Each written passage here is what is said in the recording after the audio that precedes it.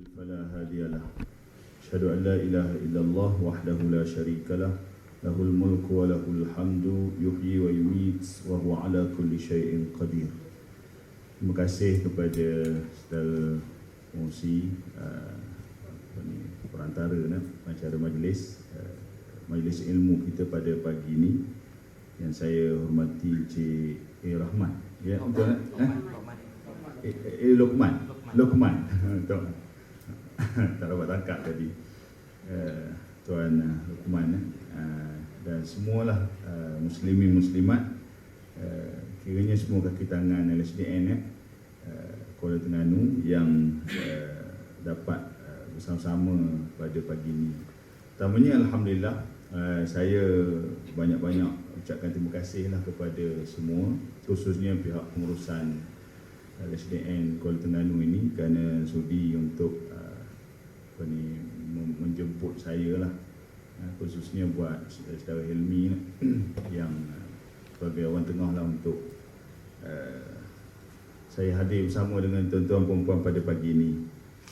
Baik, masa kita tak panjang sebenarnya. Saya kalau topik faraid ni mau tidak pun 2 jam, kadang-kadang seminar 1 hari pun tak habis sebenarnya. Tapi tak apalah, sekadar mungkin pengenalan, mukadimah, seperti yang disebut oleh saudara pengurusi tadi. Memang ada cadangan sebelum PKP untuk saya bersama dengan tuan-tuan dalam bentuk seminar kot rasanya kan. Tapi tak apalah, hari ini kita berkenalan dulu tentang topik faraid dan pengurusan harta pusaka ini. Saya rasa mungkin buku saya ni pun ada sebahagian tuan-tuan yang dah dapat, saudara Hilmi dah ambil dengan saya hari itu. So saya bagi gambaran sikit lah. Sebelum tu ta'aruf sikit lah. Sebagaimana nama yang disebut tadilah, Ustaz Muhammad Qusayri bin Saleh, Da'i ilmu faraid itu saya yang cipta sebenarnya. Sebab saya nak letakkan diri saya ni fokus 100% dalam bidang ini. Sebab tu kalau diminta untuk berkongsi ilmu, saya memang saya bukan tak suka topik lain, tapi sebolehnya saya cuba fokus bidang ini. Topik lain tu carilah ustaz-ustaz lain, hadis ke fiqh dan sebagainya. Saya letakkan diri saya bila saya berhenti kerja. Saya bekerja sebenarnya dulu sebagai penjawat awam, pernah bekerja sebagai pegawai di Pejabat Pendidikan di Pahang. Sekarang masih lagi menetap di Pahang, asal orang Terengganu lah, asal sebelah mana sana. Berhenti 2017 semata-mata untuk fokus kepada dakwah ilmu faraid dan dalam masa yang sama menjalankan khidmat bantulah segala hal berkaitan dengan pusaka ini. Kemarin 1 hari saya daripada Kedungu ke Kemamang untuk kes-kes, kadang-kadang kes yang lama-lama lah tuan-tuan. Pengalaman pernah terlibat dengan kes di mana tahun 40-an mati, mati tahun 40-an, alhamdulillah selesai. Pengalaman itu pengalaman paling lama lah. Saya cuba untuk bantu satu kes di Alostar, mati tahun 20. Si mati tahun 20. Geran tanah ada nama dalam geran tu, cuma dokumen lain tak ada. Dokumen paling penting tuan-tuan, surat mati. Itu sangat penting. Kalau tidak ada surat mati, kita boleh dapatkan perintah anggapan kematian daripada Mahkamah Tinggi Sivil. Baru ni daripada Mersing, Johor, telefon saya, matinya di Indonesia tahun 50-60-an. Jadi kita pun kadang-kadang terfikir kenapa urusan pusaka ni lambat digerakkan. Tuan-tuan bayang, mati tahun 60-an, baru tahun 2020 baru rasa nak uruskan. Yang waris yang ada cicit.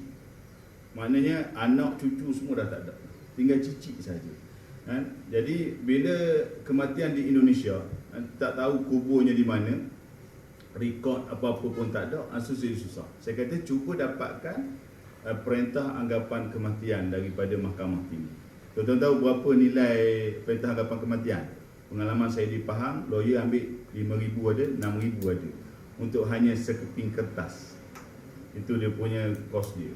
Tapi ada yang ambil, kalau harta tu memang berbaloi untuk kita tuntut, ada yang dapatkan perintah tu yang boleh selesaikan. Itu penting, surat mati itu sangat penting. Baik tuan-tuan sekalian, ilmu faraid ini dia sebenarnya ilmu yang sangat teknikal. Saya percaya ramai orang belajar, kalau ustaz-ustaz yang dalam bidang syariah, dia belajar faraid, dia mungkin boleh jawab lah bila berlaku kematian, Isteri dapat berapa, orang Terengganu panggil kepala mayat kan. Orang Kelantan panggil kepala mayat. Isteri dapat berapa, suami dapat berapa, walaupun masih ada lagi yang keliru. Ayah mak berapa, anak-anak berapa, ada yang boleh jawab. Tetapi bila kita pergi kepada pengurusan, step yang kedua, kita akan berdepan dengan teknikal yang berbagai. Isu-isu teknikal ni sebenarnya mencabar sebenarnya. Kan kita nak depani satu-satu. Saya kalau berdepan dengan waris, kita kena bagi beberapa idea yang terbaik. Macam mana nak selesaikan pusaka tu dengan cara yang sempurna lah. Kita tak mahu kata bila dah selesai bicara kuasa, tiba-tiba ada lagi yang tak puas hati. Kan? Ada lagi tak puas hati, bunyi dan sebagainya. Ini antara cabaran dia. Sebab tu faraid ilmu yang sangat teknikal, sebab kita akan berdepan dengan undang-undang, kita akan berdepan dengan orang kata kaedah-kaedah pengurusan yang macam-macam lah kan. Dan harta kita ni dia ada dalam berbagai bentuk, dan setengah harta dia terikat dengan akta tertentu kan. Itu dia punya, kita nak kena faham tu betul kan. Jadi tuan-tuan, sebenarnya panjang kalau kita nak bincang topik faraid. Cuma insya-Allah sebagai orang kata pengenalan, saya cuba nak bawa tuan-tuan apa yang disebut oleh Allah Subhanahu Wa Taala dalam surah An-Nisa ayat yang ke-7. Tuan-tuan boleh rujuk balik surah An-Nisa ini. Kalau sumber rujukan utama ilmu faraid ini surah An-Nisa, ya, surah orang-orang perempuan. Surah Ar-Rijal tak ada dalam Quran, minta maaf lagi kan. Dia orang puang je, dia ada nama khas. Maknanya Allah Ta'ala sangat-sangat prihatin pada wanita, sehingga diletakkan satu surah. Ada orang kata, prihatin ke Ustaz ke orang puan ni banyak masalah? Tu Allah Alam. Jadi surah An-Nisa, dalam itulah cerita tentang ayat faraid. Dalam ayat yang ke-7 surah An-Nisa, Allah Ta'ala berfirman, A'udzubillahi minasyaitanirrajim. للرجال نصيب مما ترك الوالدان والأقربون وللنساء نصيب مما ترك الوالدان والأقربون مما قل منه أو كثر نصيبا مفروضا. Firman Allah yang bermaksud, bagi orang-orang lelaki ada bahagian daripada harta yang ditinggalkan oleh ibu bapa dan kaum kerabat. Bagi orang-orang perempuan pun ada bahagian daripada harta yang ditinggalkan oleh ibu bapa dan kaum kerabat. Sama ada bahagian yang ditinggalkan itu sedikit ataupun banyak, dan nasiban mafruḍa, pembahagian yang telah diwajibkan oleh Allah.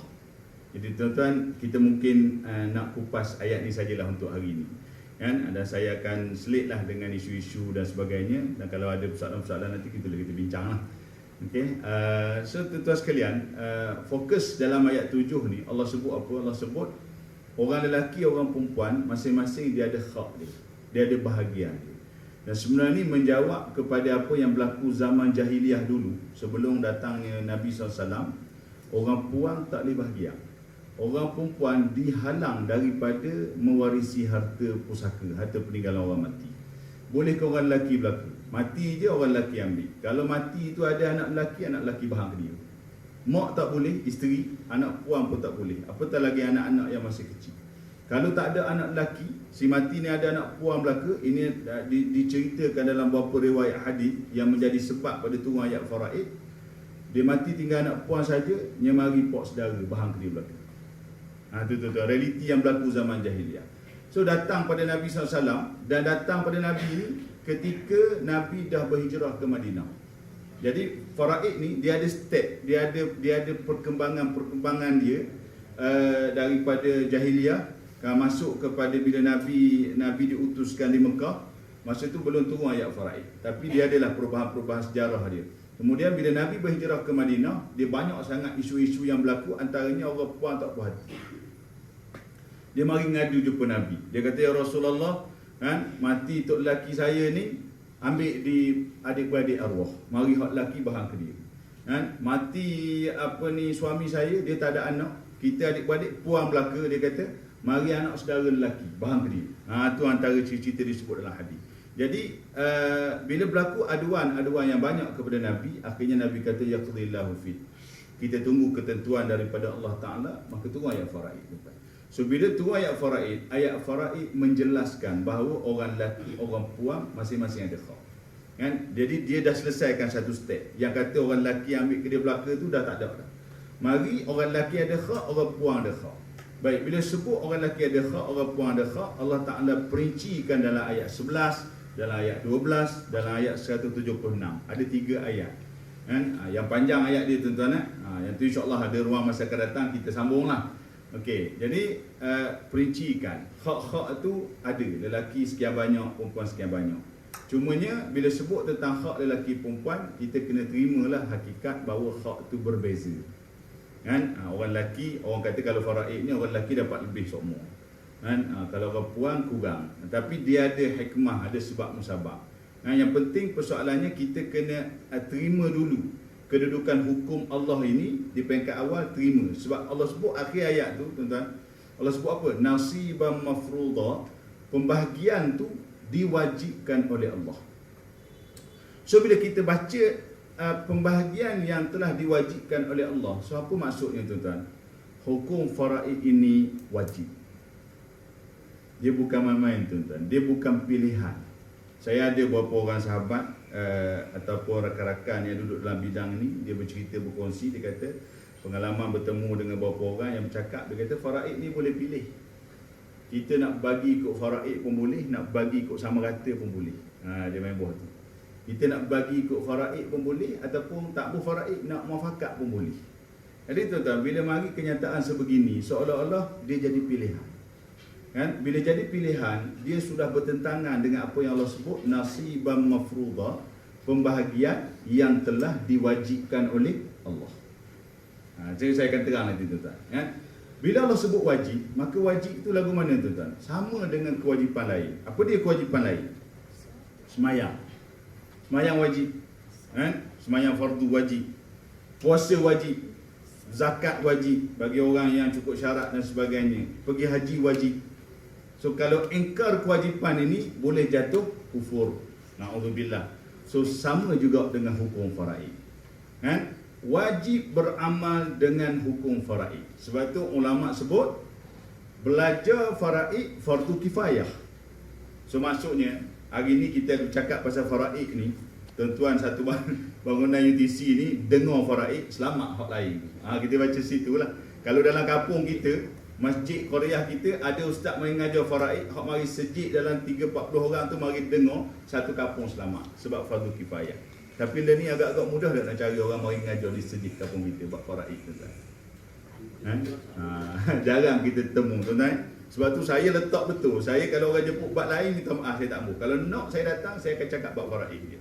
Kan? Jadi tuan-tuan, kita payah nak bertemu, kan? Kuliah, mengajar sebagainya. Kalau di Terengganu ni alhamdulillah, siapa yang follow Haji Wahlim setiap hari Senin tu, dia adalah perkongsian dia. Tapi kalau kita tengok dengar betul-betul nak boleh dia jawab soalan tu, ya Allah. Kita tanya 10 patah, dia tanya 10 patah ke kita. Dia siasat satu supaya dia jawab tu tepat. Bab-bab faraid jangan ambil mudah. Ada kes CJ faraid silap. Dia punya punca apa? Waris datang cerita benda tak betul. Dia cerita ke mahkamah tu gini, dia cerita tu tak betul sebab dia tak faham dia punya struktur faraid, dan kadang-kadang dia mari tu dia dah niat dah betul dah. Dia kata aku nak bahankan aku seorang. Dia cerita tak betul. Jadi mari keluar CJ faraid salah. Ini antara pengalaman saya berdepan dengan situasi-situasi ini. Jadi tuan-tuan balik pada ayat tadi, Allah sebut wajib. So wajib kita tak boleh pilih. Faraid ni jangan pilih. Dia kita ikutlah, kita tak mau faraid ni. Kita nak bagi sama rata. Ni tuan-tuan, nanti saya akan kupas. Kan? Persoalan yang saya akan kupas akhir nanti, boleh ke harta pusaka ni dibahagi sama rata ataupun muafakat? Ya, okey. Tuan-tuan sekalian, so itu persoalan tentang ayat 7. Dan sebelum tu Allah sebut apa? Allah sebut mimma qalla minhu aw kathur. Sama ada harta yang ditinggalkan itu sikit ataupun banyak. So apa yang kita nak ambil sini tuan-tuan? Kalau kita nak faham betul-betul apa yang dimaksudkan dengan harta pusaka. Faraid ni dia tak boleh lari daripada harta pusaka. Sebab kalau tak ada saka, memang tak jadilah pembahagian faraid. Dia kena ada saka. Bukan saka. Waktu saka benda lain tuan. Ni saka. Dia ada sabdu depan tu. Pusaka. Dia kena ada harta pusaka. Kalau orang nak sebut terekoh tu, pusaka lah tu. Itu istilahnya mari orang Terengganu buat benda akad terekoh. Dan terekoh tak apa benda? Tarikah dalam bahasa Arab. Tarikah tu harta peninggalan. Mari kau orang Terengganu nya terjemuh ke terekoh tu. Jadi terekoh. Akad terekoh tu bicara kuasa tu lah. Kalau part lain, kalau sebut akad terekoh, dah faham setabuk tu tak? Macam kepala mayat lah, orang belah-belah Selangor KL dia kejut. Dia kata, tanah saya Terengganu ni, mati tok lelaki dia bini faham kepala mayat. Bini minta kepala mayat, mari ayah pun minta kepala mayat, mak pun minta kepala mayat. Kepala mayat sutir je, tetap bubuk kepala mayat. Dia punya budaya, kena faham juga budaya negeri-negeri kan. Mari dalam bab faraid, orang kata adik-beradik anjing, pulak dah. Adik-beradik anjing, kita tahu bayang, kalau boleh adik-beradik kucing, dia tahan. Dia beri anjing tu. Kan, itu dalam bab adik-beradik, ya. Adik-beradik, dia ada 3 jenis kan. Mak ayah sama, mak lain, ayah lain. Itulah dia mari-mari silah. Tapi cerita tu tuan-tuan, kita selusuri dia sebenarnya dia banyak ilmu yang kita boleh korek dalam ni. Baik, kita sambung. Bab kata Allah sebut sikit ataupun banyak. Apa yang saya nak sebut di sini tuan-tuan? Harta pusaka ni jangan tunggu banyak baru nak bagi. Banyak tu mungkin orang boleh nilai macam-macam, kan? Kalau orang sebut juta-juta lah. Saya pengalaman bagi pitih. Kalau orang tanya pengalaman bagi pitih di Muar Johor 1.8 juta. Tapi pitih tak depan mata lah. Kalau depan mata saya ambil dulu sekali. Pitih maksudnya dalam akaun tabung haji. Seorang dating meninggalkan 1.8 juta. Tu pun 10 tahun dia mati baru nak king. Mana anak-anak ni juta lebih pun dia buat tak kisah pitih. Hak sejenis senang. Masa pagi tu ni saya ada pengalaman yang menarik dalam cerita bab muafakat sama rata tadi. Nanti saya selit nanti insya-Allah. Setengah jam lagi ada masa pun. Baik tuan-tuan. Bila sebut 1.8 juta, yang kalau keseluruhan harta pusaka yang saya bantu, sebab kita dalam teknikal pengurusan ni, kalau harta tu nilai 2 juta lebih, dia kena ke mahkamah tinggi. Mahkamah tinggi sivil. Kan? Kena cari lawyer lah kalau 2 juta lebih. Sebelum tahun lepas rasanya ada disebut tentang nak naikkan dia punya kadar ke 5 juta kan. Tapi belum ada keputusan lagi. Nak cerita orang kita ni makin kaya sebenarnya. Dulu 600,000 naik 2 juta. Nak naik ke 5 juta supaya pengurusan harta tu lebih mudah. Tanya orang jabat besar kecil, dia kata tak payahlah ustaz, letih. Kita dah lah staf dak ramah. Nak urus hak 5 juta, hak kaya-kaya mari kita pula. Biar pergi ke mahkamah dia kata. Setakat 2 juta pun dah kerja. 1.3 juta lecturer UIA lebih kurang tahun 2010 saya bantu. Kan? Yang hak lebih pada tu memang kita rekomenkan peguam lah untuk bantu. So tuan-tuan, bila sebut banyak, mungkin orang gambar banyak tak kisahlah berapa. Tapi sikit apa maksud dia sikit? Saya tanya seorang makcik masa Poren Negeri Sembilan. Makcik kalau sikit ni banyak mana? Dalam 1,000 ustaz, 1,000 sikit. Dah kalau 5 sen. Apa ada orang tak bayang, orang nampak bila harta saka ni sikit 1,000 kan. 2-3 ribu dah kalau 5 sen. 5 sen pitih tau. Pitih lah, nilai tau. Nilai. So tuan-tuan nak sebut sini 5 sen pun kalau si mati dia tak ada pitih lain, dia tinggal pitih sekepi 5 sen, itu pun harta pusaka. Orang katanya dah kalau saka nak bagi kau dah 5 sen. Sebab apa tuan-tuan? Sebab dalam mindset selama ni kita, bila sebut je pusaka ni kena bagi. Dia nampak gitu. Bila pitih je, kalau 5 sen tak boleh nak bagi lah. Dia kena 1,000, ambil 400, 500, 200, dia bagi gitu. Sedangkan sebenarnya faraid dia bukan ajar kita membahagikan harta tu supaya setiap orang dapat. Dia bukan gitu. Dia sebenarnya faraid ni dia hanya sebagai panduan yang Allah cerita setiap waris dia ada hak. Tetapi bila nak pergi ke pembahagian, dia tak boleh nak berlaku tuan-tuan untuk setiap waris dapat. Kita bagi contoh mudah kereta je. Tuan-tuan pernah tengok tak gegang kereta ada 2 nama. Pemilik satu-satu masa. Hak nama banyak tu ialah hak jual beli tu. Dalam satu masa ada 2 pemilik kereta. Tengah seorang ada tak? Tak ada kan? Kereta mesti seorang, dia pemilik dia satu masa. Tanah lain. Tanah nya pecah ecek. Siapa beratus nama ada tuan-tuan. Saya pernah bantu satu kes di Perak tuan-tuan. Tuan-tuan bayang dia punya pecahan tanah tu. Tuan-tuan tahu bawah tu berapa? Hak atas 2520, 2520. Hak bawah 4,300,800. Boleh tuan-tuan boleh imagine tak berapa kadar luas dia? Tuan-tuan tahu dia punya nama dalam tu lebih 50 orang. Tanah padi. Di sebelah Perak ke utara sana, nak masuk ke Kedah tu. Dia punya pembawah dia bacaan 4,300,800. Maknanya 2,520 per 4 juta lebih. dia punya pecahan tanah. Dia mari mana pecahan itu tak? Dia mari ikut hak faraid itulah. Hak kata 1/8, 1/2. Tapi sebab apa jadi gitu? Sebab dia dah pecah, kembang. Waris ni dia sedap tengok. Dia kata ayah mati ada tanah. Pergi terekoh. Nah, pegawai tanya dah mana? Kita ikut faraid lah, hukum Allah. Kan pegawai dia ikut faraid. Mati pula seorang faraid. Sebab tu lama-lama dia sumbat. Hak tuang asal seorang dia. Dia mati ada anak 10 orang, 10 terima faraid. Tanah dah tengok luah mana. Mati pula seorang, turun pula ke anak dia. Ada 14 orang, tambah lagi. Mati pula seorang, turun. Dah kalau kata 4-5 generasi, dah ke beratus dalam tu. Sebab tu, rekod di negara kita ni tuan-tuan, tanah pusaka, hak paling banyak yang tak diuruskan dengan baik, 3 negeri. Ini fakta tuan-tuan. Ini kajian dibuat. Kedah, Kelantan, Terengganu. Tak boleh dibangunkan. Saya terlibat dengan tanah di Marang tu tuan-tuan. Mati tahun 90, dia punya pemilik, masa saya terima tanah tu ada 10 nama dah.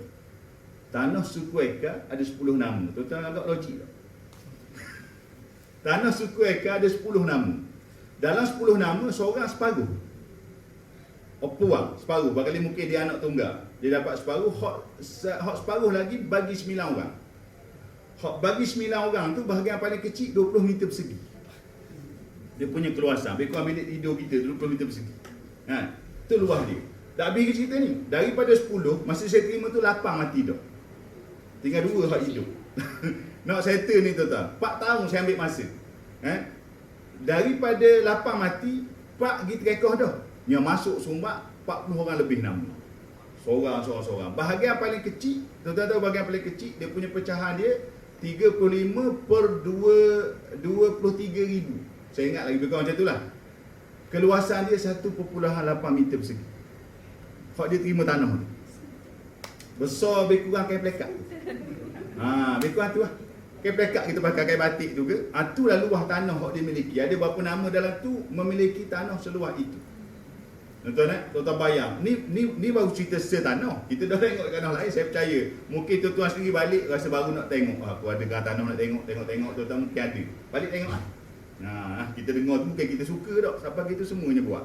Rupanya kat rumah kita ada juga gerang lagu tu. Balik tengok balik tuan-tuan. Jadi 1.8 meter persegi. Luah kain plekat. Tuan-tuan nak tahu luah kain plekat ni, tuan-tuan balik apa kain plekat, guling atas kain plekat tu. Kepala duduk bawah atas latar, kaki duduk atas latar. Betul tak? Dah lepas. Maknanya kubur sendiri pula lewat tanah tu.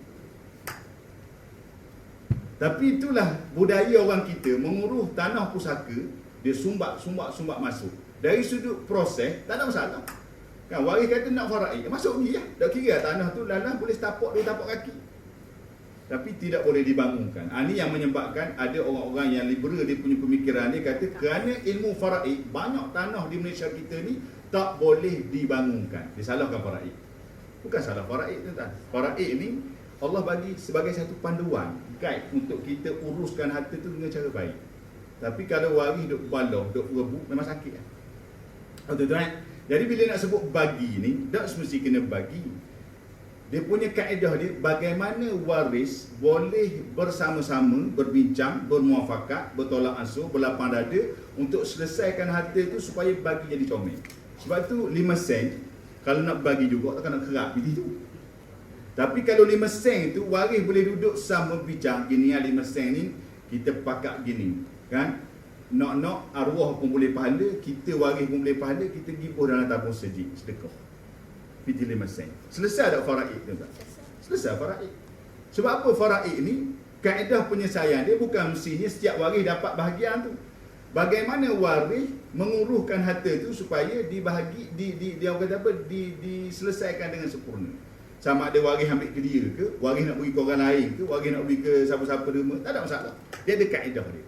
Ni kita nak kembangkan faraid. Sebab mindset orang kita selalu sebut faraid, dia duduk terikat. Saya baru temu waris minggu lepas di Dungu, mati 3 isteri. Matinya 3 isteri. Daripada 3 isteri ada 19 anak.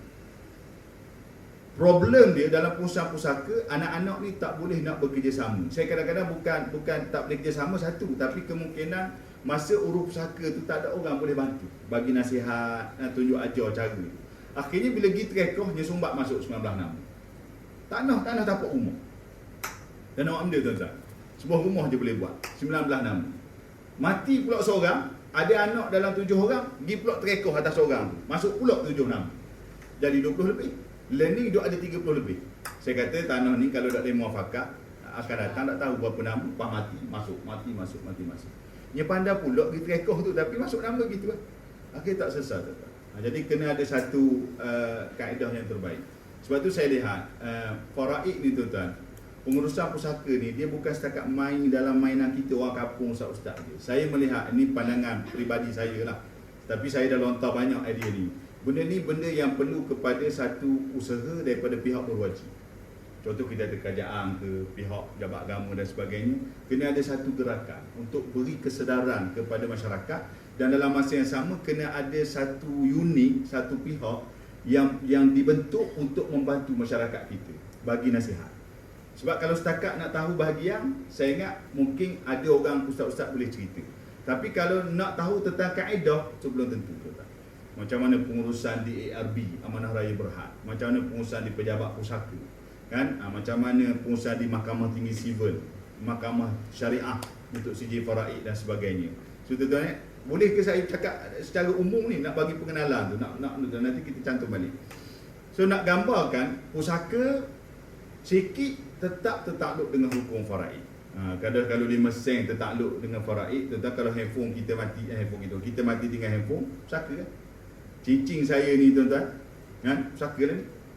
Kan? Saya temu seorang Tok Imam masa saya kuliah di Blok Mamang dulu. Dia kata, saya cerita bab ni, bab sikit-sikit ni. Dia kata, ustaz, bila dengar ustaz kata sikit, saya teringat cincin arwah ayah tu saya ambil ke saya. Biasa kalau cincin arwah ni, kalau orang mandi mayat pun ada kot ambil. Pakai ambil gitu tuan-tuan. Kalau ni anak ambil, dia kenang ke cincin tu, dia ambil pakai. Dan mana cincin tu? Ada ni saya pakai ni. Saya kata tak boleh tu. Kalau waris-waris tak tahu, tak jelas, tak ada persetujuan, tak boleh. Tapi saya rasa waris okey tu. Main buah rasa pula. Tak boleh main buah rasa tu. Benda ni kena clear dengan waris. Sebab kadang-kadang kerana pinggan makuk pun waris boleh berubuk. Pinggan makuk pusaka kan. Jadi biar duduk betul-betul bincang molek-molek. Ni kalau kita nak kembangkan dari sudut pusaka tu apa dia. So tuan-tuan sekalian, itu saya gambarkan faraid pusaka. Baik, saya nak pergi sikit kepada waris. Sebab masa kita pun tak panjang ni, saya nak pergi sikit pada waris. So bila bercakap pasal faraid, antara tujuan kita belajar faraid ini ialah kita nak kenal waris kita. Saya percaya tuan-tuan yang ada depan saya ni, waris kita tak sama dah. Kalau macam contoh saya lah, saya sebagai seorang suami, saya ada isteri seorang. Okay. Saya ada anak 5 orang, lelaki 2, puan 3. Saya masih ada ayah, saya masih ada mak. So kalau saya mati, yang ni saya bagi contoh saya. Kalau saya mati, kalau bagi contoh tuan-tuan mati, marah pula. Bagi contoh sendiri mati tak. Mati ni sensitif. Kadang-kadang ada orang tak boleh dengar faraid ni, benda ustaz cakap bab mati. Dah faraid memang ilmu kan.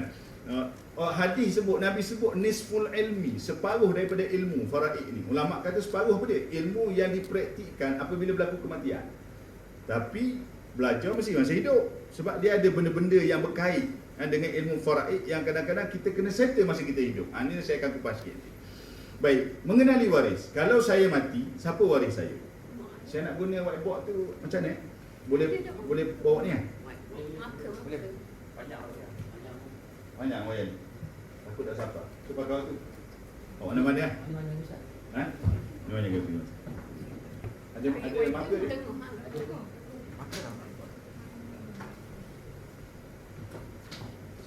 Saya cuba nak gabung dalam masa sejam ni tuan-tuan pagi ni. Seboleh-bolehnya ada benda yang tuan-tuan boleh dapat lah. Okey, tengah tak apa. Boleh. Okey. Okey tuan-tuan. Okey, sebagai asas mengenali waris. Sebab dalam mengaji faraid, selain daripada kita kenal pusaka macam saya sebut gambaran tadi, hak sikit pun jadi pusaka, apatah lagi hak banyak, dan segala harta-harta milik kita ni jadi pusaka. Baju kita ni pusaka lah ni kan? Jadi semua tu jadi pusaka. Baik, kemudian yang kedua, kita nak kenal waris. Saya bagi contoh saya kan? Saya suka guna family tree ni. Ni saya sebagai seorang suami. Kalau saya meninggal kan? Jadi balik ni kena ambil ilmu ni, kena cakap, suami kena balik cerita isteri ni, kalau abang mati gini-gini, isteri dengar, baru dia tahu. Banyak tu je boleh dia tanya. Kan? Lepas tu suami kan bangun pula cerita kalau mau mati. Itu dia cerita pula. Suami boleh buat apa. Tuan-tuan, benda ni kita kena bincang. Jangan buat senyap. Baru mati baru nak bincang dia jadi sakit. Kan? Kita mungkin akan berdepan dengan macam-macam masalah lah yang sebab kedudukan struktur, saya panggil struktur faraid kita ni dia tak sama. Okay? Jadi ni saya sebagai suami, saya ada isteri. Saya bulatkan ni. Dia panggil family tree, tuan-tuan. Ini ilmu medical ni. Saya dapat ilmu ni. Saya dah guna lama dah petak-petak bulat gini. Tapi saya dapat pengesahan dia yang ustaz buat tu betul dia kata. Seorang doktor pakar di KK Kota Kinabalu masa saya pergi tahun lepas, orang Terengganu, doktor pakar di KK ikut kursus saya. Dia kata ustaz buat betul lah. Dalam ilmu medical dia panggil family tree. Lelaki mesti petak, puan mesti bulat. Jadi tuan jangan tukar. Nanti mari pula lelaki bulat, puan petak salah ilmu dia. Okey. Baik. Perkahwinan saya ni, saya ada 5 anak. Lelaki 2 orang. Dia tak kisah anak lelaki ni kecil ke, hak sulung ke, hak puan sulung, dia tak ada beza tuan-tuan. Jangan pula mari aku hak sulung aku boleh banyak. Tak pakai apa tu. Dia standard sama, bila sebut anak standard dia sama. So mari hak puan 3 orang.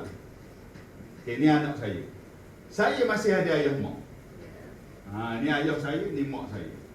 So tuan-tuan sekarang, kalau saya mati sekarang dalam keadaan sekarang, inilah waris saya yang berhak. Ayah, mak, isteri dan anak lelaki 2 orang, anak puan 3 orang. Dan saya tak ada adik-beradik. Ada. Daripada ayah mak saya ni, saya ada adik-beradik lagi, lelaki puan. Lelaki 6 orang, puan 1 orang. Kita ringkaskan sini. Dah adik-beradik boleh ke? Orang mesti akan tanya. Kadang-kadang ada adik-beradik tanya. Dia kata abang saya mati tak boleh ke bahagian saya? Kita kena tengok tuan-tuan. Bila adik-beradik tu dapat. Okay, kalau kita tengok sini, ayah, mak, isteri, anak-anak waris. Dan adik-beradik waris juga.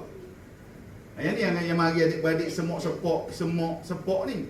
Adik-beradik waris. Tapi dalam situasi saya, kalau saya mati, adik-beradik dia tak berhak. Dalam ilmu faraid dia panggil mahjub, terhalang. Dia terhalang dengan siapa? Dia terhalang dengan ayah saya dan dia terhalang dengan 2 anak lelaki saya. Ini dia punya yang dalam faraid kita panggil asabah, pendinding. Istilah moden hari ni syarikat-syarikat perancangan dia guna istilah stopper. Stopper kan. Dia stop. Jadi bila ada anak lelaki atau ada ayah, adik-beradik tak berhak. Tak layak. Jadi walaupun dia waris ni, maksudnya dia waris, dia standby. Standby macam mana? Kalau ayah saya mati dulu pada saya, dan anak lelaki saya mati dulu pada saya, barulah mari dia. Sebab pada masa tu saya ada mak, saya ada isteri, saya ada anak puang je. Bila ada mak, ada isteri, ada anak puang sahaja, maka akan ada lebihan. Walaupun sikit, lebihan tu akan mari sini. So bila kata lebih tu pergi situ dia dah ada cabaran-cabaran yang akan bermula. Mari contoh kata pok saudara mari tutup dengan anak saudara. Anak saudara kata, harta ayah saya kan, apa yang pok long apa ni nak mari tutupnya. Dia mari gitu adalah. Sedangkan dalam hukum dia ada hak. Sebab saya mati, saya dah tak ada ayah, saya tak ada anak lelaki. Okey, tu nak cerita dia punya step-step dia, tapi panjang lagi kan saya nak bagi gambaran. Jadi mengenali waris, bila kita ngaji faraid kita tahu, kalau aku mati, siapa waris aku? Kalau saya mati, ayah saya 1/6 daripada seluruh harta saya.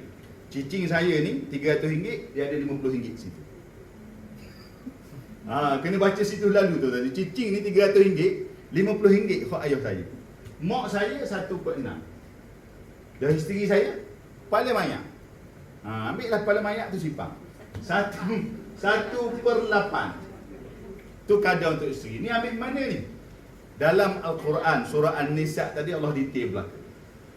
Saya pernah gurau dengan ada seorang suami, dia mari temu saya, isteri dia mati di Temeluk.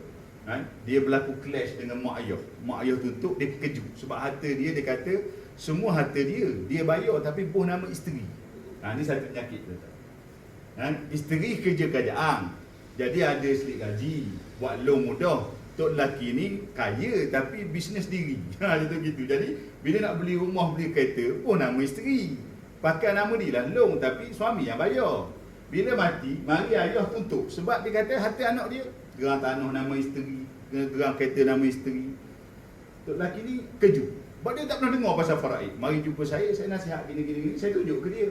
Kalau ikut zahir hukum faraid, hak awak tu, hak tu payah. Memang hak awak rumah tu semua, tapi payah sebab on paper nama isteri si mati. Ni nak kena clear molek. Sebab tu masa hidup jangan buat lebih kurang. Tok lelaki buat rumah atas tanah nama isteri. Zahir dilihat rumah tu milik isteri. Begitu juga sebaliknya. Sebab tu kalau kita nak, bukan tak boleh buat, tapi biar buat kemah. Sebab tu dokumentasi tu penting. Tu kadang-kadang ambil peringatan situ. Betul tak? Okey, jadi bila dia mari jumpa saya tunjuk faraid ni. Dia menengok tengok. Dah ustaz ambil mana bahagian ni? Saya kata saya reka je. Saya kata ni bahagian ni Allah tentu dalam Quran berlaku. Saya tak pernah tahu ustaz. Jadi saya payah nak jawab. Tak pernah tahu, saya nak salah ke dia pun tak pernah dengar faraid. Kalau kita kata dia tak pernah dengar faraid, dia kata tak ada orang ajar faraid sedik, saya nak dengar mana? Jadi susah. Jadi benda ni orang kata tanggungjawab semua pihak tu penting.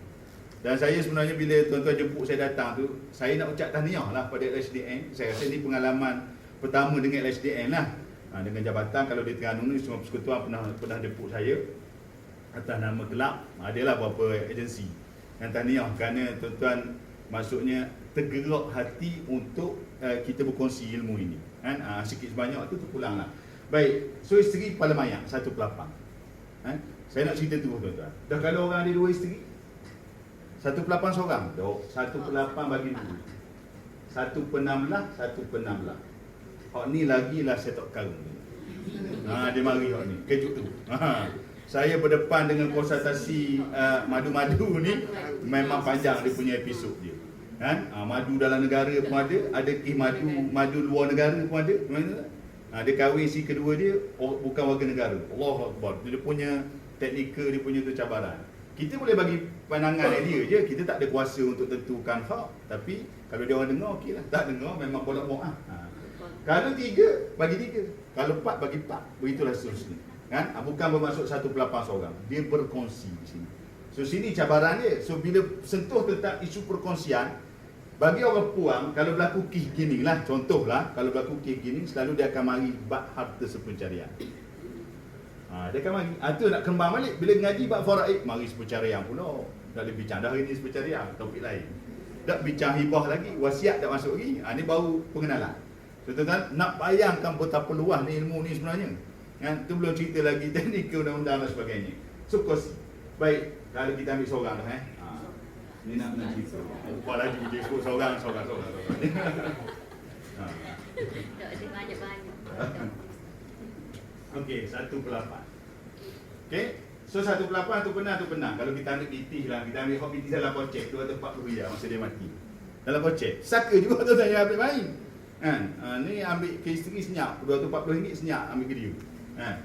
Pusaka nak guna tu bukan tak boleh, tapi dia kena rekod, kena tahu. Dan waris-waris lain tahu dia punya kedudukan duit tu. 240, sini 40, sini 40. Dah 80, sini 30. Dah 110. So baki 130 mari sini. Ni untuk anak-anak. Jadi anak-anak ni kalau kata hak atas ni tak ada, besar bahagian dia. Faham tak? Kalau kata si mati tak ada ayah mak, ada anak lelaki, ada isteri dah bubuh satu pelapang situ kan. Mari bahagian anak tu besar. Dan anak ni kalau ramai, kecil juga jadi. Kalau seorang 2 orang, banyak ada boleh. Jadi tengok kadar. 130 ni nak bagi mana? Kita bagi kaedah 2-1. 2, 2, 1, 1, 1. Boleh faham tak ni? Dia punya nisbah dia. Yang Allah sebut dalam surah An-Nisa, lidzakari mithlu hadzil unthayain. 2, 2, 1, 1, 1. Jadi kalau kira sini, anak saya ni kalau dia ada bahagian dia berapa sini? 2, 4, 5, 6, 7. Jadi 130 bahagi 7. 130 bagi 7, kita akan dapat satu bahagian. Itu untuk anak puan. Sini 2 kali 2 kan? Boleh nampak tak? Boleh faham tak tu? Okay, InsyaAllah akan datang kalau kita nak detailkan semula. Ini kita bagi basic. So tuan-tuan, inilah dia punya kaedah dia, pembahagian dia. Mari anak orang mana pun gitulah. Astagfirullahaladzim. Tak dengar. Okey, terima kasih. Jauh sangat. Okey. Jadi kalau kata anak ni ramai, bagi lagi ramai. Macam saya pengalaman uruskan waris ni, pusaka, di Dungung 21 orang anak. Daripada 6 kali perkahwinan. Dia mati tu, dia ada isteri 3 orang, anak 21 orang. Alhamdulillah selesai. Walaupun peringkat awal Bila kita submit permohonan sebagainya, bolong juga, baloh juga anak-anak ni. Sebab dah mau amal yang tadi lah. Gini. Harta tak banyak, rumah 2 T. Kan? Kereta 2 T, motor banyak. Tu pun motor tak sambung otak belakang, insurans pun tak ada. Tuan-tuan, dia main dalam kampung je. Okey, tapi selesai. Kita bantu runding selesai. Lepas tu ada satu usaha di Bentung, 21 orang. Yang ni melibatkan tanah, pertanian, getah sebagainya, ada 5 gerak. Yang ni tidak ada sepakat waris. So tak selesai. Apa ni tak boleh buat? Tak boleh bantu. Saya kalau waris tak sepakat, mati kita tak boleh nak tolong. Yang penting waris nak dengar. Dengar dulu apa? Mu nak selesai tu diam. Yang penting kalau nak panggil saya, waris setuju dengar dulu. Lepas tu nak buat ke tak buat tu cerita lain. Baik. So tuan-tuan dia akan berkembang lah. Kalau kata ramai 21 anak tu tak silap 10 lelaki 11 perempuan. Jadi berapa bahagian tak? 10 lelaki jadi 20. 11 perempuan 31 bahagian. Makna motor suti kerak 31 bahagian. Tu dia punya hukum dia. Motor sebuah ada 31 bahagian hak faraid. Dan kalau waris tak boleh picang mana agak. Kerak ambil skru setiap seorang lah. Bagi-bagi gitu. Okay. So tuan ni gambaran ya. Okey. Cabaran dia, contoh saya ni tak ada anak lelaki ataupun anak lelaki ada tapi mati dulu pada saya dan ayah tak ada. Cuba tuan-tuan tengok sini. Dia jadi guana. Tapi ni pun kita kena belajar jugalah tengok ada lebihan ke tidak. Okey. Contoh begini. Mak satu penang juga, isteri kepala mayat 1/8, sama je. Anak puang 3 orang dia akan dapat 2/3. Tu beza hukum dia. Anak puang kalau seorang 1/2. Kalau 2 orang dan lebih 2/3. So kalau 2/3 240 dia akan dapat 160. Tu ada sini yang tak payah tunjuk benda dapat di belakang dah ni. Betul tak 160 kan? 2/3 dia betul 160. 160 230. Ada lebih tak? Lebih 10. Mari sini. 10 riyal. Sebab dah tak ada hak yang menghalang tu tak ada. Menghalang tak ada, dia mari situ. Adik-beradik lah. Jadi 240 riyal ni yang main-main tu tak? 10 riyal hak adik-beradik. Dari situ ada berapa orang lelaki puang? Ada lelaki 6, puang seorang. Lelaki 6 jadi 12. Puang seorang 1. Jadi bagi 13 bahagian. Sama macam kaedah anak tadi juga. Dia ulang balik. Dia benda tu basic tu mudah je tu lah. Kalau kita faham, kita akan kait balik dengan adik-beradik dan orang lain. Okey, tu nak cerita adik-beradik. Dan kalau orang tak ada adik-beradik, dia pergi ke pok saudara. Tapi sebelum pok saudara, dia turun anak saudara dulu. Kalau macam adik-beradik lelaki ni mati, ada anak. Anak saudara lelaki je bang. Anak puang tak ada dah. Orang puang lah sini, adik-beradik puang. Lepas pada tu lelaki berlaku. Anak saudara lelaki daripada adik-beradik lelaki. Tak ada. Hak ni adik-beradik ni mati kecil belaka, tak ada nikah, tak ada anak. Naik ke pok saudara ni. Adik-beradik ayah saya ni. Kalau ada lah. Pok saudara lelaki. Mak saudara tak boleh. Dia dah terkeluar dah. Dan kalau pok saudara tak ada, mati awal lagi, anak dia, lelaki, sepupu saya. Lepas tu dia turun dia, anak sepupu jauh tuan-tuan kalau kita nak itih waris ni. Tak ada juga, sepupu pok saudara pun mati kecil. Contoh kata kan, tak ada nikah, tak ada anak. Baitul Mal. 10 riyal daripada 240 milik Baitul Mal. Dalam konteks perundangan di negara kita, Baitul Mal adalah waris takhir. Ini berdasar pada mazhab Syafi'i. Jadi tuan-tuan, itu gambaran dia. Kan dia punya flow, satu. Step dia. Okey. Sebelum mungkin ada soal jawab nanti sikit, saya nak tutup kesimpulan yang saya nak sebut tadi. Awal-awal, boleh ke faraid atau pusaka ni dibahagi sama rata? Ataupun nak pakat, muafakat? Tuan-tuan boleh jawab dia. Tapi boleh dalam konteks ilmu faraid, dalam konteks hukum. Jangan tinggal hukum. Itu dia punya kaedah dia.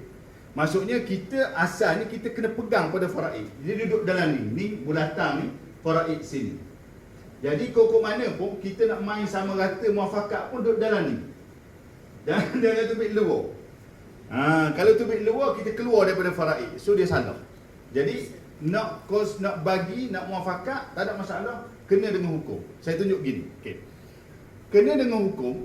Dalam ilmu faraid dia ada satu konsep. Nama konsep ni takharus.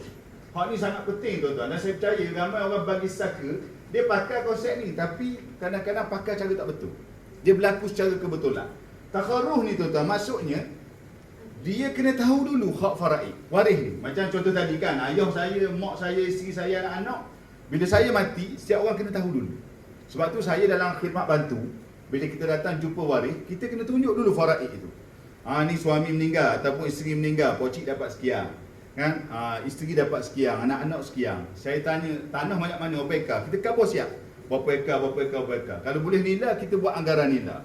Pitih ada berapa ratus ribu. Pocik boleh sekian, mocik sekian.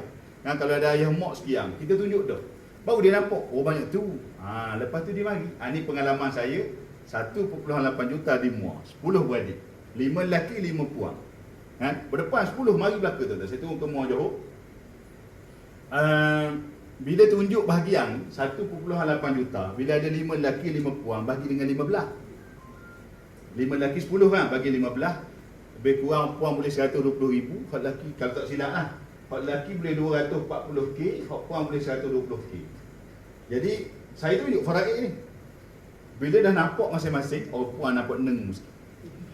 Biasa standard tu tak ada masalah, tu naluri kebiasaan lumrah, sunnatullah.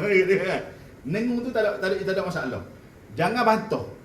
Saya tak setuju. Tu tak boleh. Tu bantah hukum. Dia nengung dia senyap. Dia tanya saya, ustaz, kalau kita bagi sama rata boleh tak? Tu standard ayat tu biasa. Soalan tu soalan sport yang memang saya dah tahu. Mesti orang puan akan tanya. Kalau bagi orang lelaki jangan tanya. Orang lelaki dia tak tanya, dia tunggu je. Dia banyak kalau orang lelaki tanya, ustaz kalau nak bagi sama rata boleh tak? Memang bagus sangat orang lelaki. Memang sangat-sangat bagus. Tapi payah nak bertemu. Kan? Orang puan dulu tanya. Jadi saya kata boleh. Syarat dia pertama lepas dah syarat. Sebab nampaklah kan, orang puan 120,000, orang lelaki 240,000. Faham belaka kan? Orang lelaki nampak, puan nampak. Baik. Tu syarat yang pertama. Dia ada satu lagi syarat yang kedua. Waris yang ada ni mesti meja. Meja ni bukan meja kursi ni. Cukup umur. 18 ke atas. Dari segi undang-undang. Dari segi hukum syarak, balik. Paling-paling koma pun setakat tu. Tapi kalau kita lalui proses pusaka, dia mesti 18 ke atas. Kalau ada bawah 18, dia tak boleh nak lepas hak. Ataupun anak bawah umur, belum balik, dia tak boleh lepas hak. Kalau dia lelaki, memang bahagian faraid dia mutlak, banyak. Dalam kes ni, umur hak sulung 80 lebih. Mana tua belakang dah ni. Saya tu sekitar tahun 2013, 2013 gitu. Mati tahun 90. Hang ni tu lamanya punya matinya mak ni. Datin Seri. Okey. Saya kata gini. Nak bagi sama rata boleh. Yang boleh buat keputusan orang lelaki. Itu kaedah dia. Bukan kakak sulung. Orang lelaki walaupun dia adik bongsu. Tanya seorang-seorang. Kebetulan nak jadi cerita. Masa saya tanya tu, hak abang sulung tak ada. Dia masuk bilik air. Macam mana kita tak sedar? Bakal trik dia tak tahulah. Tanya hak lelaki 4 orang ada ni, pakat setuju belaka daripada adik bongsu. Bongsu lecturer UKM. Dia yang bawa saya bantu tu. Dia setuju, kita tak ada masalah ustaz, adik-beradik kita belaka. Setuju, 4 orang setuju. Puan sengih molek dah ni. Sudah kata setuju 4 orang, abang sulung keluar. Abang sulung keluar. Bang, abang tak buat keputusan lagi ni. Ambil pula. Ni adik-beradik setuju nak bagi sama rata, hak puan minta bagi sama rata. Hak lelaki tu dengung, abang tu. Dia kata, mu kerja belaka. Peceng-peceng, hak peceng-peceng belaka. Aku ni abang sulung kata. Kan, dulu kerja sendiri, tak ada peceng, ada benda. Aku nak faraid aku. Abang sulung buat keputusan. Okey, abang sulung nak faraid. Okey, bila abang sulung nak faraid, maksudnya dia kena terima 240k tu. Kaedah dia tak batal hak lain. Hak lain buat keputusan semula kan. Jadi 240k tolak, balance tu picah balik. Daripada hak ada tu. Sebab ada orang kata kalau seorang tak setuju tak jadi belaka dah. Ini hak masing-masing. Jadi abang sulung kata dia nak hak dia. Masalah dalam kes ni, bila hak pak lelaki dengar abang sulung kata nak, tak jadi ustaz, kita ikut abang lah. Ikut abang. Jadi tak jadi bagi sama rata. Tapi nak khabar tuan-tuan, itulah kaedah. Maknanya pembahagian sama rata tak ada masalah. Tapi jangan langgar faraid. Mari-mari faraid tak nampak benda satu. Hak faraid yang Allah tentu dalam Quran pun tak nampak. Mari-mari tu bagi sama rata. Terutama tuan-tuan, ini mungkin saya tinggal sebagai persoalan. Kok akan datang kita datang balik. Terutama melibatkan pesanan mak ayah. Ayah mati, mak mati, ingat ni pitih ayah 4 juta ni bagi sama rata anak-anak ayah. Ni tuan-tuan, pesanan ni tak boleh pakai. Nak pakai juga pesanan sama rata ni, dia panggil wasiat pada waris ni, dia tertakluk kepada persetujuan waris tu kaedah tadi. Tu kalau kita nak kupas dia panjang dalam topik wasiat. Di negara kita ada 5 jenis wasiat tuan-tuan. Dan kita belum cakap pasal hibah.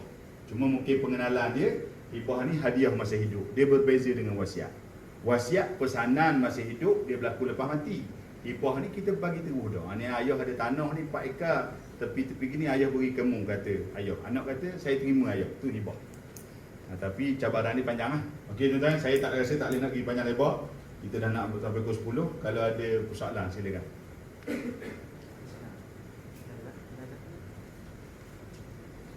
Tapi bahaya ada soalan, takut dia belajar. Kalau ada lah sedua soalan, buat sedap hati. Dah balik mendengung pula, nak tanya semua salah. Biasa para rakyat kita silakan. Tanya apa? Jadi macam diberitahu yang bila meninggal tu kadang sebelum meninggal kita kena bagi tak nombor PIN kad ATM ke benda kan, Okay, untuk memudahkan waris Mudahkan kita keluar duit. keluar duit. Tapi sekiranya macam penggunaan tu melebihi daripada had-had tu macam mana? Okey,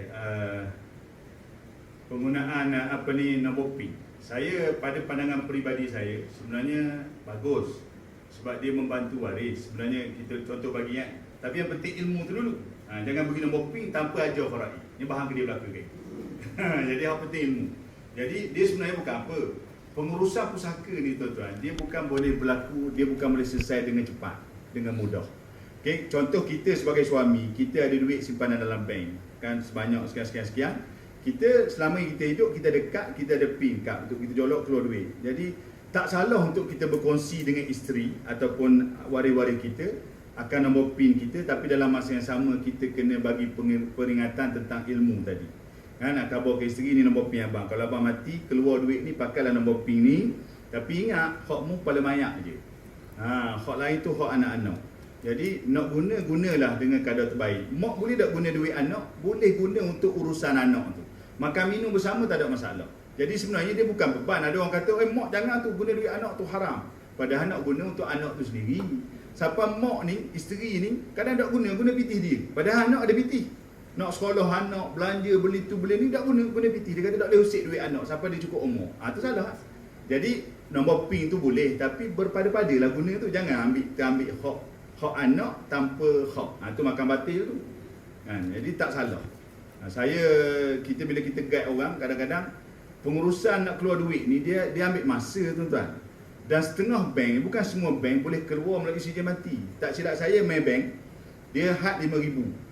Bawah 5,000, ke bawah 5,000, kalau waris pergi bawa surat mati original, bawa bukti dokumen waris, dia boleh keluarkan tu duit tu. Tapi pusaka lah. Tapi kalau lebih 5,000, kena bawa ke permohonan pusaka. Bila submit pusaka, sama ada ARB ke pejabat pusaka, dia ambil masa lah. Ataupun kita mohon sijil faraid, itu teknikal lah. Tapi ada setengah bank, macam BSN, tak lepas. Ada banyak mana pun, mesti dapatkan perintah pusaka. Jadi benda-benda macam ni lah kadang-kadang kita nak bantu. Mungkin dalam situasi isteri tak bekerja kan, kita bantu. Tapi dalam masa jangan lupa lah berkongsi ilmu tu. Nanti dia keluar ke duit dia ambil ke dia belaka. Inilah risiko yang berlaku dalam penama. Macam KSP, kita letakkan penama kan, penama wasi, pemegang amanah saja, dia bukan pemilik kan. Jadi kalau dia tak beringat, maksudnya dia makan haram. Jadi kena ambil peringatan situlah. Jadi pada saya tak salah, tapi ilmu tu penting. Biar kita ambil peringatan situ. Wallahualam. Silakan. Ada dua soalan utama. Soalan pertama, sekiranya dalam kalangan waris tu dia ada yang mendalami ilmu faraid, bolehkah dia selesaikan dalam apa dasarkan kerajaan, prosedur kerajaan, perlu dia daftarkan dulu macam mana, ataupun dia boleh selesai antara mereka je? Satu, saya minta tak jawab yang tu dulu. Baik, dari segi pengurusan, dia macam ni sebenarnya. Kalau kita tengok pada pusaka, dia harta ni berbagai bentuk. Dia ada harta, contoh macam duit. Okey, contoh macam duit tu boleh di cash. Macam tadilah pakai cocok kat bank. Ataupun duit tu cash melalui penama. Dia tinggal, dia mati, ada KSP. Isteri tadi, dengan sebab dia dilantik sebagai penama, dia dah cashkan duit itu. Dia boleh keluar lah, dia penama kan. So mungkin ambil masa singkat sebulan ke, duit tu dah masuk akaun dia. So duit yang dah terkumpul tu, kan, yang tu dia kena urus sendiri. Yang tu dah tidak tertakluk dengan pengurusan pusaka. Kan? Maksudnya kita nak submit permohonan pusaka, jawab pusaka, jangan masuk dah duit cash ni. Tapi duit cash ni kita kena urus. Yang ni yang kita kena cari orang-orang yang boleh bantu. ustaz ke mana-mana pejabat agama. Tapi yang saya cukup risaunya, tuan-tuan, minta maaf lah, saya terang tuan-tuan. Benda ni kadang-kadang dia bukan semua kalau kita pejabat agama seluruh negara kita, bukan semua pejabat agama ada orang yang mampu jawab. Sebab dia tidak ada satu unit khas berkaitan dengan faraid pusaka ni. Yang ni yang kita bimbang, kalau waris lagi panjang lagi jauh tu dia jadi masalah lah. Jadi bagi terus, tak ada masalah. Tak payah simpan lah duit tu. Ada orang dia simpan, duit ni tak boleh bagi lagi ni sebab apa? Sebab kita nak tunggu cara saka dulu. Dah cara saka bila? Mungkin setahun. Jadi hak cash tu selesai. Okey, hak yang tak boleh diselesaikan, contoh duit dalam bank macam BSN, dia nak perintah pusaka. Kita kalau ada kad bank cocok boleh lah, tapi kalau kad bank PIN pun dah ingat, jadi kena lalui proses. Jadi tak dapat tidak, ada sebahagian harta kena lalui proses. Macam kenderaan, proses. Sebab melibatkan geran, ada nama. Kalau rumah, tanah, itu kena lalui proses. Tapi hak yang tak perlu lalui proses, macam duit tunai, ataupun macam barang-barang dalam rumah, perabot, pakaian, kan? Si mati ada tinggal lembu, dia bela lembu, bela ayam, bela itik, contoh kata, kan? Walaupun 100 ekor lembu, tak ada orang masuk cara kuasa lembu tu. Dalam borang A tu tulis lembu 100 ekor, tak ada, kan? Tapi 100 ekor besar nilai tu kan. Yang tu perlu kepada orang yang bantu. Macam mana nak uruskan harta. Jadi ada dua bentuk harta lah. Ada yang kita boleh urus sendiri dengan panduan daripada orang-orang yang mahir, yang boleh bantu, dan yang perlu melalui proses, yang itu kena proses lah, permohonan pusaka. Okey, ada soalan lain? Soalan yang kedua, kiranya akad jual beli, jadi untuk hasil tanam, kiranya jual beli antara si mati dengan si penjual tu selesai dah. Duit tu dah dapat ke si penjual dah. Ya. Tetapi dokumen pengesahan tu tak selesai, maknanya pindah nama tu tak selesai. Pindah milik, tak Okey. buat. Benda Jadi tempat lah. tanah ni dikira harta pusaka ke tak? Okey. Dia macam ni. Benda ni banyak berlaku. Maksudnya jual beli tapi belum sempat tukar nama. Atau ada sini nyakit orang dulu jual beli memang tak tukar nama. Dia jual dengan adik-beradik, abang beli dengan kakak beli dengan mak. Contoh gitu lah. Tak payah tukar, kau tak percaya ke mak. Contoh kata gitu. Bukan tak percaya ke mak. Kat bawah-bawah tu. Susah. Paling tidak pun susah proses. Jadi saya jawab gini. Bila dah berlaku akad jual beli, benda tu dah clear, duit dah terima, dah sah dah. Kan? Tukar nama tu teknikal. Jadi hak tanah tu dah jadi hak pembeli. Okey. Cabaran dia bila berlaku kematian kepada dua pihak, nak dapatkan hak milik tu, itu terpaksa berdepan dengan cabaran. Kalau waris-waris yang mati itu orang kata dia orang setuju untuk teruskan seperti mana yang dah sah jual beli, tak ada masalah. Kalau dia bantah balik, dia kata tanah ni nama ayah dia. Dah ayahmu jual dah kaku. Mana bukti ayah jual? Tak ada surat hitam putih beli jual pula. Tu susah tuan-tuan. Jadi memang berlaku kes waris tuntut balik. Kan? Sebab dia kata murah sangat. Jual apa? Jual 20,000. Tanah ni harga 100,000. Dah ayahmu nak jual murah kaku. Jadi benda tu kepala tak ada agak gitu lah. Jadi susah. Jadi sebab tu sebaiknya ini kaedah lah. Sebab kalau peguam dia tahulah. Tapi kaedah simple. Kalau kita nak buat urusan jual beli cara kapung pun, paling tidak biar ada dokumen hitam putih. Buat akuan sumpah tak apa dah. Akuan sumpah tu dah sebenarnya dah kuat dah sebenarnya. Buat akuan sumpah sebab proses nak tukar nama, pindah milik 14A tu sungkan ambil masa. Jadi biar ada backup akuan sumpah dulu. Mengesahkan saya sebagai pemilik tanah lot sekian ni telah menjual tanah saya kepada orang ni dan dia sendiri yang buat perakuan. Jangan orang beli tu buat perakuan. Orang beli buat perakuan tak jadi tuan, saya dengan ini mengesahkan saya telah membeli tanah dia. Tak jadi. Hak tukang jual tu buat perakuan. Tu dia punya kaedah dia. Boleh kan? Tu jawapan. Saya ringkaslah. Allah. Habis aku 10-15 minit. Ada orang tulis tak apa. Orang lain tak mau tanya. Dia tak tanya. Sekiranya situasi berhutang. Ya.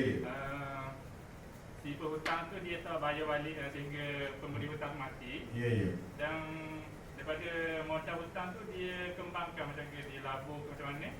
Jadi kalau si waris minta tu adakah dia harta tu harta yang nilai hutang saja ataupun sekali dengan yang perkembangan? Ya. Tak boleh nak takat ni. Kalau kata semula yang berhutang siapa dia? Macam B bagi hutang dekat A. Okey. Lepas tu B mati. B bagi hutang pada A. Okey, B mati. Okey. A tu dia tak bayar lagi dan hasil dari modal hutang tu dia labur dan boleh meningkatkan hasil lah ni Okay, jadi si waris B tu dia boleh minta maknanya hutang tu dikira harta pusaka lagi kan. Jadi waris tu boleh minta yang modal saja ke ataupun sekali dengan perkembangan Okey. Okey, dia balik pada gini. Sebab saya nampak kaedah dia bila B bagi hutang pada A. So katalah hutang 100,000. Beri pinjam pada A 100,000 masa dua-dua hidup lah.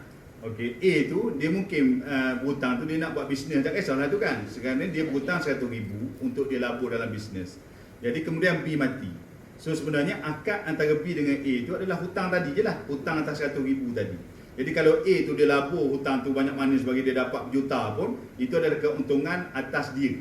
Jadi tak bolehlah waris nak claim pula sebab menghutang 100,000 kan, tapi mengelabur dapat sejuta kena bayar kepada waris. Ada lah bayar atas akad tadi ya.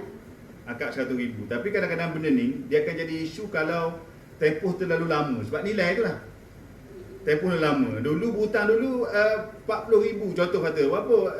10 tahun lepas. Learning lain. Situ mungkin akan ada masalah. Sebab tu runding cara antara waris sama waris itu sangat penting sebenarnya. Takut berlaku isu ni. Tapi dari sudut asal zahirnya bayar ikut kadar yang dipinjam tadi lah. Okey, wallahualam.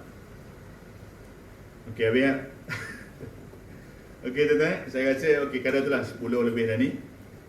Saya percaya mungkin tuan-tuan banyak persoalan-persoalan yang nak tanya. Tak apa, tuan-tuan boleh dapat nombor telefon. Buku saya ni pun, siapa yang belum ada buku tu, ada saya bawa 10 lah tu. Kalau tak cukup ada lagi dalam kereta bawah tu. Nombor telefon saya pun ada belakang ni kan, untuk rujukan apa-apalah insyaAllah. Kalau WhatsApp pun semua tu tengoklah, kalau saya boleh jawab segera saya jawab. Kadang-kadang terlupa jawab, setahun lebih 2 tahun ada kita tak jawab. Segera mesej ni tahun lepas banyak lagi soalan tu tak terlepas jawab. Jadi kadang-kadang gitu, minta maaf lah sebab hari-hari saya duk main dengan benda ni. Ni saya suka jawab by audio. Kalau tarik WhatsApp memang payah. Saya audio tu je. Okey tuan-tuan, terima kasih kepada pihak LHDN, terima kasih kepada Tuan Luqman, semualah. Terima kasih kepada sahabat saudara Hilmi dan semua yang hadir pada pagi ini. Mudah-mudahan kita dapat manfaat sedikit ataupun sebanyak mana yang boleh mampu kita ambil pada pagi ini. Saya minta maaf tuan-tuan kalau ada kekurangan penyampaian sebab PKP ni rasanya inilah first time sejak daripada start PKP bulan 3 hari tu Ning baru start ceramah macam ni lah. Tapi live tu hari-hari lah. Kadang-kadang ada hari saya live, ada hari tidak lah.